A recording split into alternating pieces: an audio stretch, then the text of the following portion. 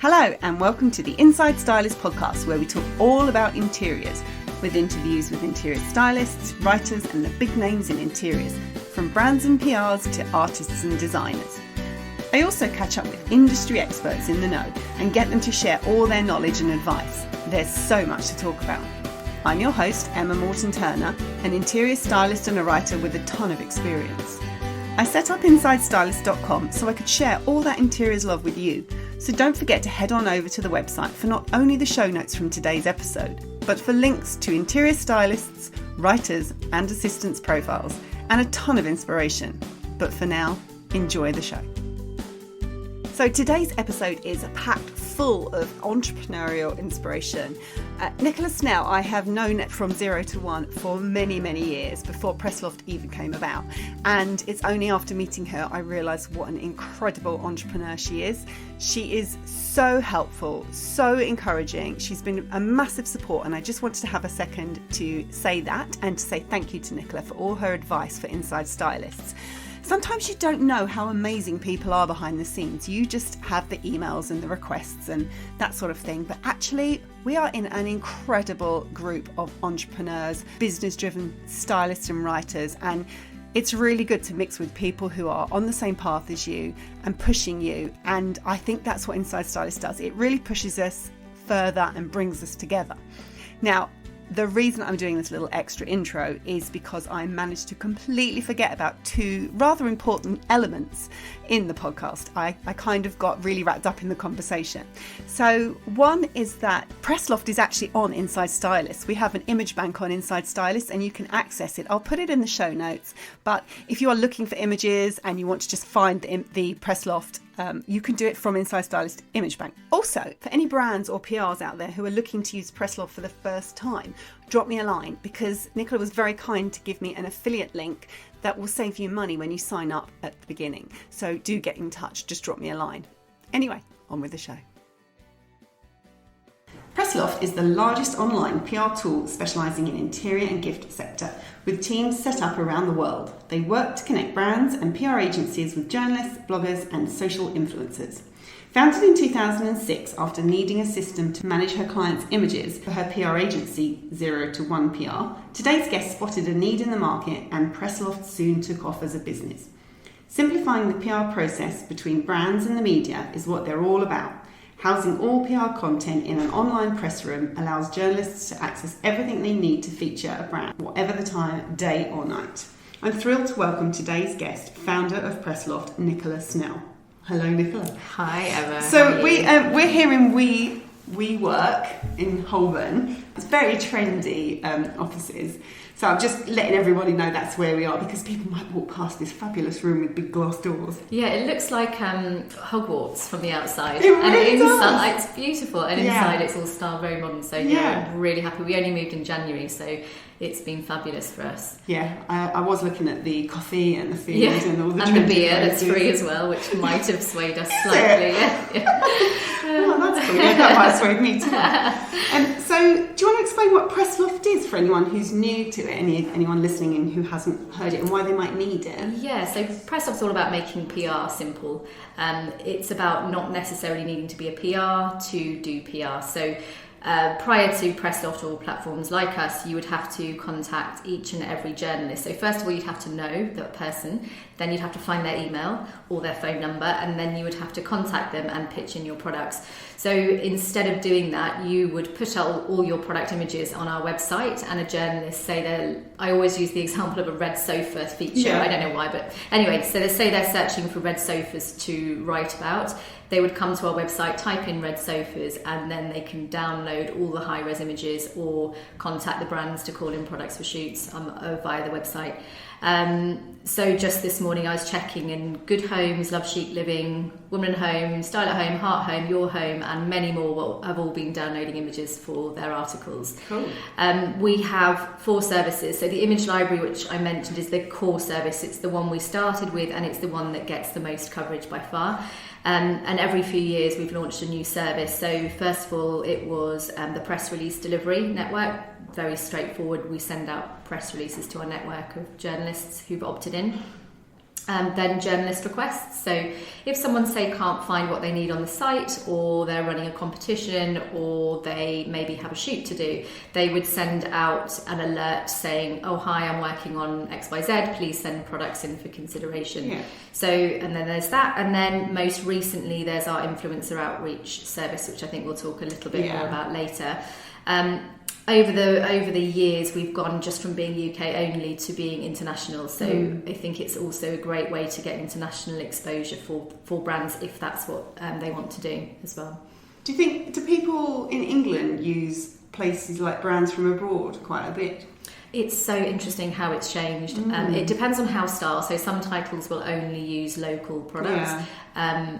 We're finding more and more of the larger titles will have a mix of maybe 1 to 5% EU products, and sometimes even further afield.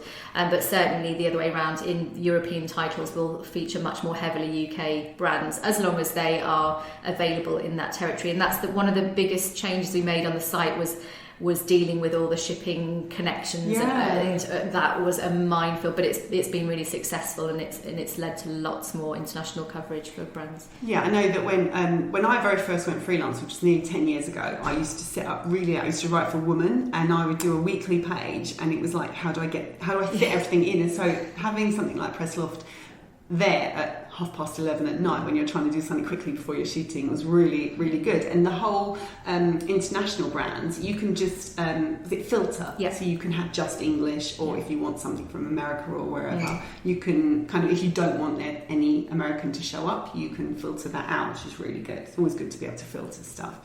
Is there anyone it's not for? Because I'm just thinking, is there a whole, you don't want your images to be going all over the place without permission or whatever? I think in terms of the types of brands we work with, if that's right, then it's so we work with everyone from designer makers to tiny one-man bands who've just finished their design school, right up to your international manufacturers who want global coverage. So we really deal with products rather than services. So the bit that we don't help are sort of people like interior designers and architects. So it's just that we're about journalists searching for products rather than services. So, but we deal with anyone in the interiors and gift industry, and a tiny bit of fashion as well. Yeah. And you're a PR. You started as a PR. So how did Press Loft come about in that kind of, because you've kind of, I said in the intro that you dealt with a problem that you came across. So you solved that problem. How did it all come about? Yeah, so when I was 23, I started a PR agency, 0 to 1 PR, which is still going today. And I was really fortunate that it grew pretty fast. So within that first year, I had around about 20 clients. And I just, I wasn't charging very much at the time. No one does. So I just was suddenly, I had thousands of images, and I was getting daily leads and lovely interaction with journalists who were looking for things and pitching things out. And half of my day was spent literally retyping, this product is this price and this name and this material, blah, blah, blah. And it was just so old school. I just felt that this was not the right way to do it, and started the idea of, okay, there should be a resource that journalists can go and find what they need when they need it. And my dad, amazingly, was in systems development as well. So I was like, yeah, it's a really good idea. Let's flesh it out. So we wireframed it together. He was really helpful in the database structure, so the sort of technical detailing of it. And then, so, sat on this idea, saved up money in the agency for another 2 years, and eventually had enough to find a developer.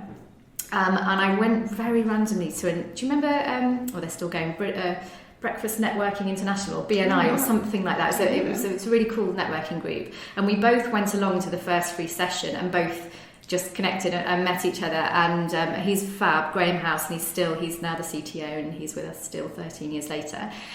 So he started within a year. He had developed the first phase of the business, and that launched. And very quickly really grew into a sustainable business on its own without the agency.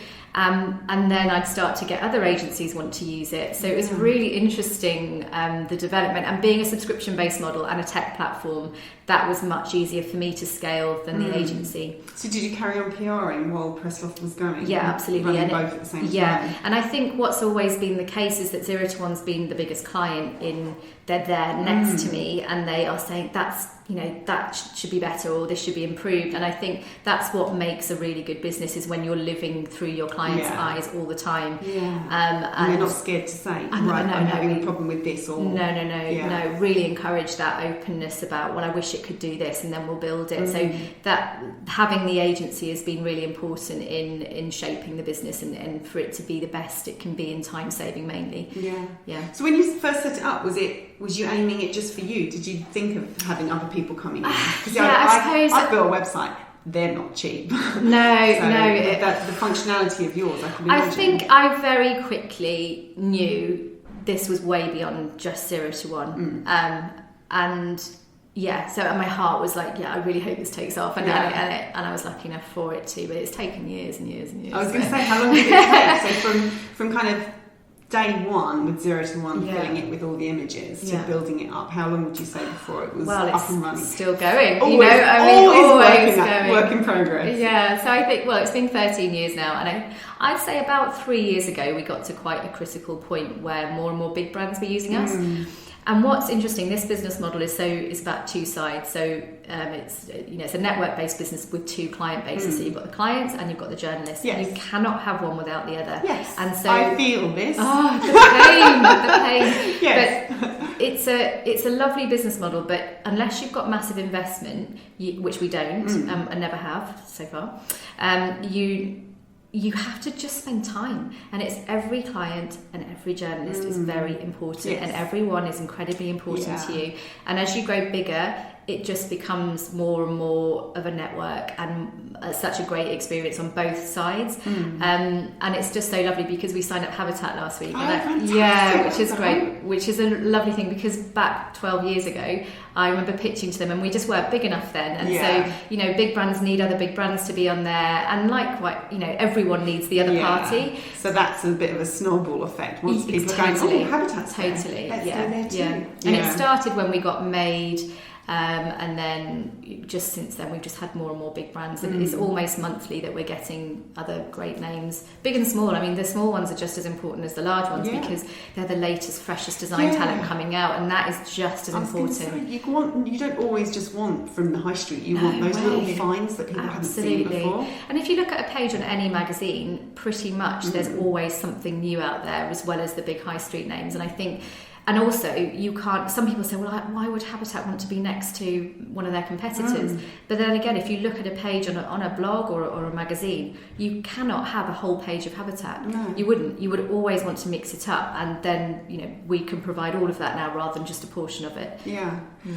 It's very interesting how you were saying that you kind of added on as time's gone by. So I can see that you take information from what people are looking for. So you've got lots of elements. We were going to talk about the influencer outreach, but let's just talk about that now. Yes. So first of all, do you want to explain what it is? I've got a friend who I was with at London Design Fair last week, and she told me about it, and I was like, oh, I need to be doing this. But do you want to explain? She's had a lot of success with it. Lovely. So yes, when you hear someone successful, you're like, I want some of that too. But do you want to explain what it is to anyone who hasn't come across it? Just going back a little bit, so Press Loft used to be about connecting print journalists with brands. Absolutely fabulous, but then obviously there's been massive changes in the print industry, and people really have struggled to measure the value of print. I think it's changing, but back 5 years ago, it then moved into people wanting to be on blogs, and then most recently it's been about wanting to be on big social channels. Influencer marketing covers both being working with big bloggers and big social channels, so they can be mutually, they can be used in the same term. Some people just think of influencer outreach as social, some people just think of it as blogs, but generally for this purpose it's both. So in around 2017 we started to build this platform, and it launched early 2018. So what you do is, if you're a brand and you want to promote a certain range of products, for example, you say, right, I've got a new range of furniture and I want to work with bloggers who have at least a domain authority of 15, Domain authority. I was going to say, do you explain that for anyone who doesn't know what that means? Yeah, so if you go onto moz.com, they have a measure of how popular a blog is, and that's called domain authority. Now, it is one of many measures. We happen to use it, and I know lots of people use it, but yeah, that just tells you how influential a blog is. And is that in terms of kind of like connecting and speaking to like comments and things, or is it just numbers that come to the site? I can't or is it remember lots how of different many, things all mixed up together? Yeah, I right. can't remember how many metrics they say, but it's something around 40 metrics of like maybe age of domain, what the traffic looks like, how they're optimized on Google for certain keywords, how many backlinks they have. There's loads of different measures, but they come up with this one single figure, and we bring that into Press Loft and give these blogs a measure. So the brand will say, right, I want at least, say, 20, DA of 20, and or I want at least 20,000 followers, for example, on Instagram. So we match those two together, and then those influencers pitch to that brand to either get the product or get paid for the post, and then that brand will then pick and choose who they want to work with.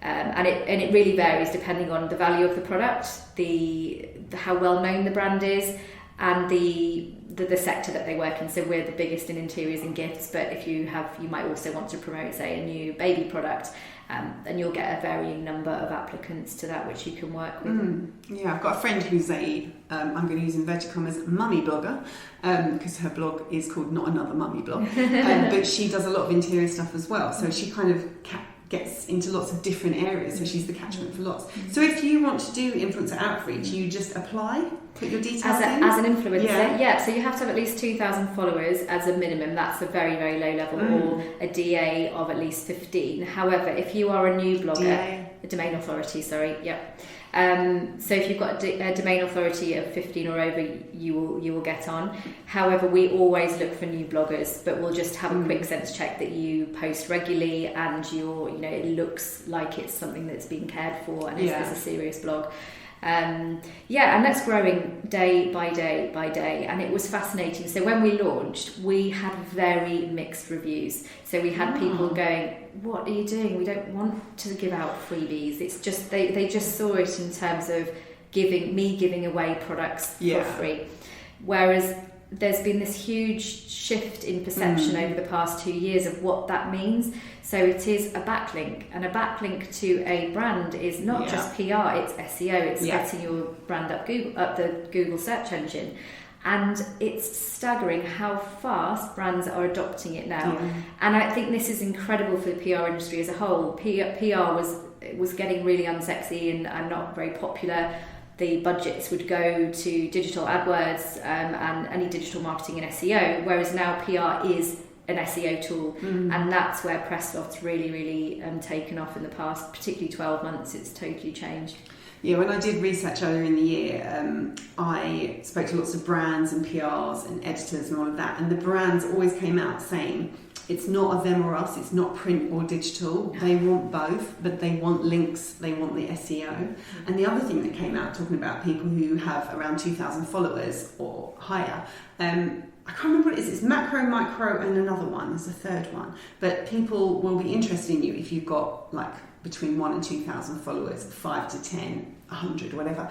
They are looking for different things because the people with the lesser number are very believable, and they're your friend next door who's telling you to go and buy that jam or chair or whatever, and people have a really good influence over their audience, whereas if you've got someone who's got 50,000 and they're always doing ads, people quite often will swipe past. So it's really interesting how the brands will look at doing a little bit from each category. So if you haven't got a huge amount of numbers, it doesn't mean that brands aren't interested. It's still relevant, it's still worth applying and having people throw jam your way or whatever. I don't know why we're talking about jam. No, it's so true. And I think what's been interesting is that journalists didn't necessarily see themselves as influencers, but as we've gone through, you can see more and more journalists starting their own blogs and starting their own social channels, and because they're so great at curating imagery or styling, if that's what they do, then they are very quickly very influential and have beautiful quality feeds because they're so good at what they do. So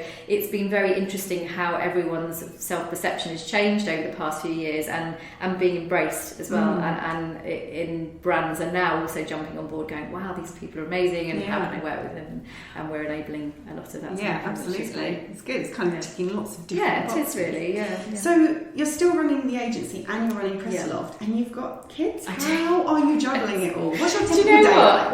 When you sent me this question over, I did go, I actually don't know, to be quite frank. Just keep going. Just don't know. Deal with whatever comes across. Do you know what? I don't feel any differently to when I started 13 years ago.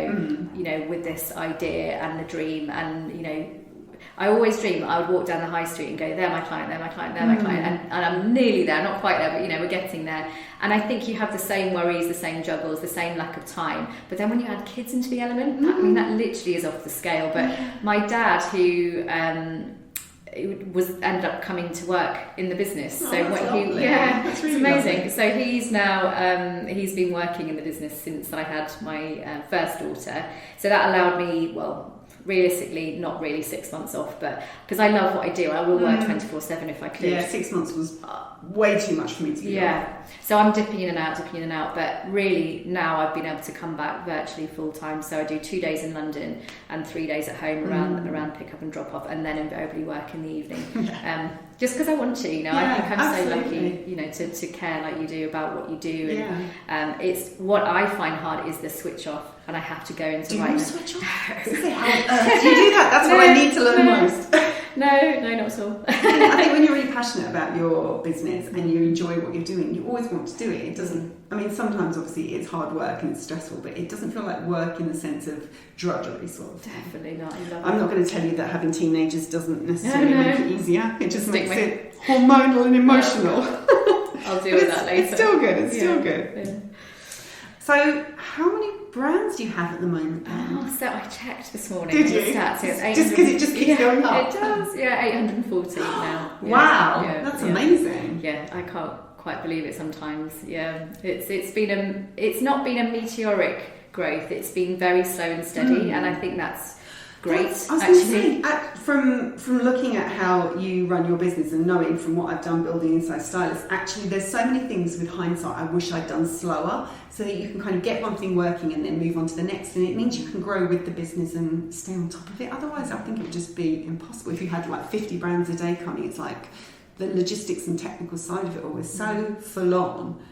It's like you just need it to be manageable. Yeah, I mean, don't get me wrong. I love 50, to have 50 a day. Sometimes we do, but no, I'm all about process and simplifying and automation. So that, you know, I would love to have more and more brands, and it is snowballing a little bit at the moment, and which is great because it's a really tough time. So we've had to drill down. Last year was quite hard, but this year, I don't know, it's just all suddenly ticking into place. But I'm not taking it for granted. You know, we're constantly looking at data and analysis like we always have. But I think that growth is something I'm really grateful for at the moment.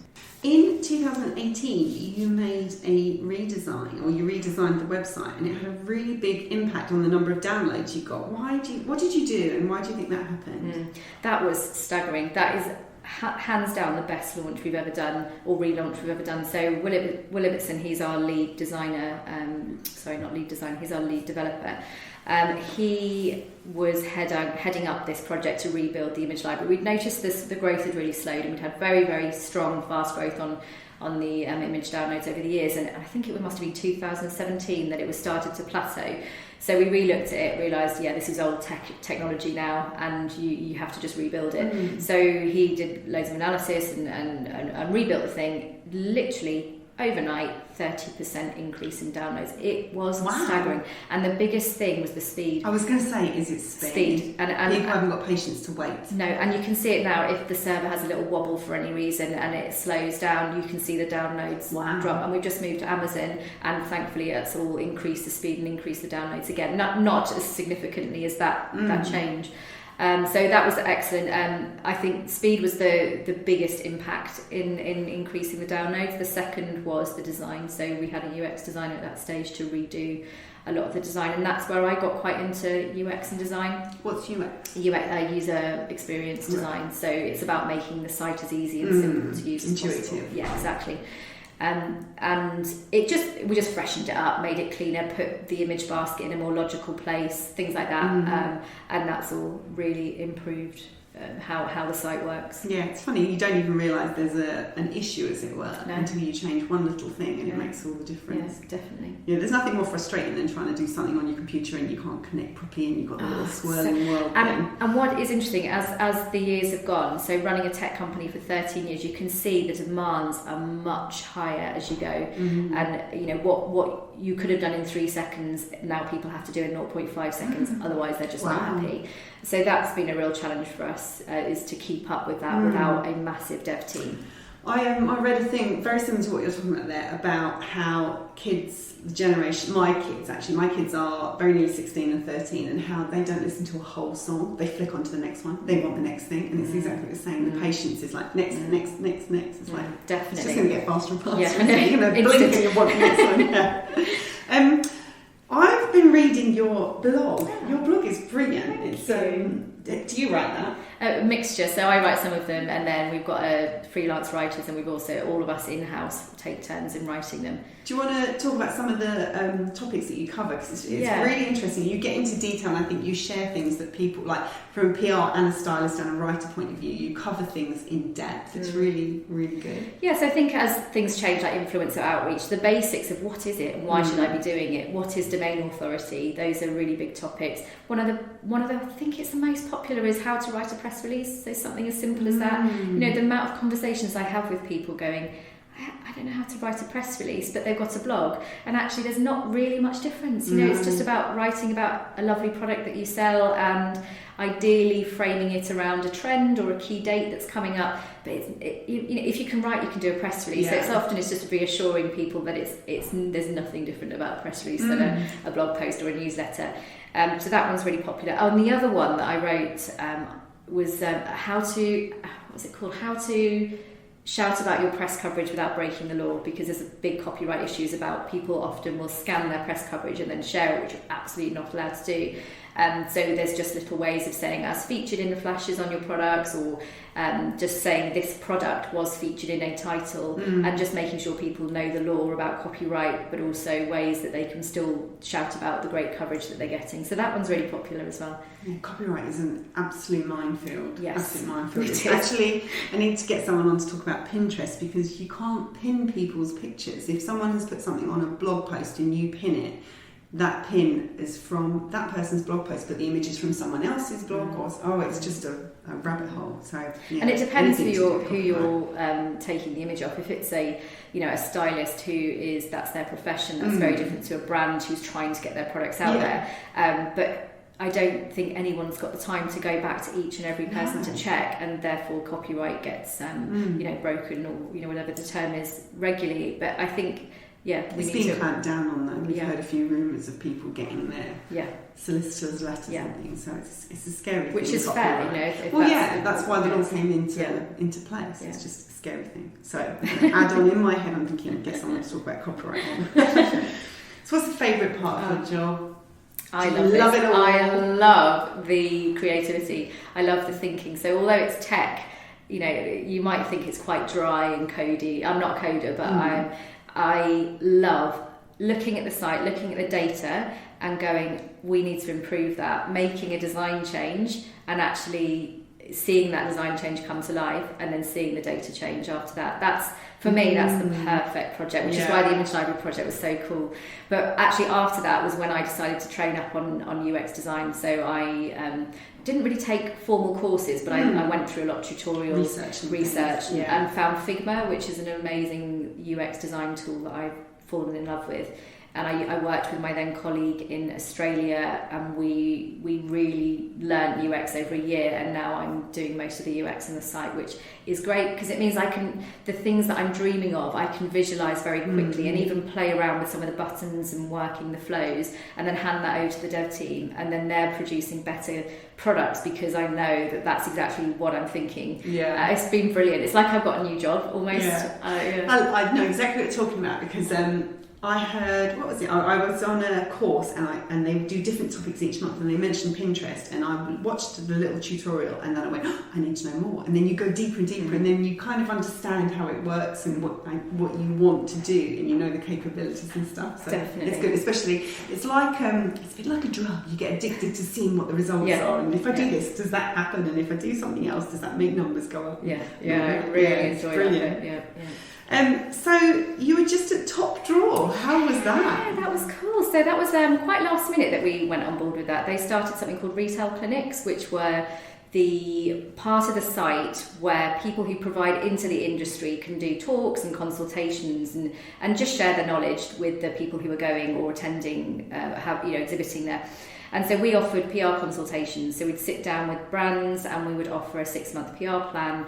And oh my goodness, it was amazing. We got through about 150 PR consultations. Over how many days? Over 3 days. Over the whole there was a team of us, and we were also going and doing other demos as well. But it was so great to just sit down with these people, whether they were a startup with just an idea, or someone who'd been going 12 years and who'd stopped doing PR and wanted to get back into it. It was fantastic. And I think we've been quite behind the scenes and a little bit slightly out of the industry face to face, but very much part of it on a technical platform basis. And it's made such a difference. The connections we've made, the meetings we've got coming up, the new designs and new ideas we've already got coming from it was excellent. So it is something we'll look to do a little bit more widely in the next few years. Yeah, that sounds brilliant. It was. It's good to have like that first-hand Q&A and see where people's problems are again. There'll be something new coming out in a year or two. I can see it. You'll just find a new. My last question is, what's next? Yeah, so we spent the last 2 years updating the journalist side of things, which has had great impact, and the downloads are through the roof, and all the utilisation stats that we're looking at. Actually, something we didn't mention was that even if you're not trying to download an image, you can also find contact details for PRs who are on your site. So if you want to contact Habitat, you can now find their details on the site. So you can't publicly see the data, but you can contact them through the site and say request a product for a shoot, and just reach out to them to make that connection, which may then go off site. So we're improving the messaging system shortly, so you can do a lot more on site. So that was the journalist side that we improved, and then the part this year was all been about client side. So we're currently beta testing a new image uploader and image editing tool, which should be going live really soon, as long as there's not too many bugs that we find along the way. And then the other bit is the journalist request side of things. So that's where all the leads come in, and we're making a better interface for that, so it's a little bit easier to read. And then, we've got a couple of other really big changes coming next year. A bit of a pivot for us, not away from PR, but I'll tell you more when it's something quite coming. And I'm being annoying. But no, you are not the first to say that. When you are ready to share and divulge what that is, we will. You will shout it out. First to know, absolutely. It should be hopefully around February time. It's not. I'm saying that's not far at all. In my head, I've planned up to December, so in my head, February's not far away. Well, you know what I've always said is it always takes 3 times as long, so it's probably this time next year I'll actually be speaking to you about it. Like the other one. Nicola, thank you so much. Is there anything I've left off? I'm trying to think. I think we talked about loads of stuff. We've rabbited through all sorts, but no, it's been really lovely to chat to you. It's been really good fun. Thanks for your time. Thanks for having me. Thanks for listening to the Inside Stylist podcast. You can find all the details from today's episode over in the show notes on insidestylist.com. If you enjoyed the show, I'd love it if you would head on over to iTunes and rate and review it. It's the best way to help other people find the show, and I'd really appreciate it. Until next time, bye for now.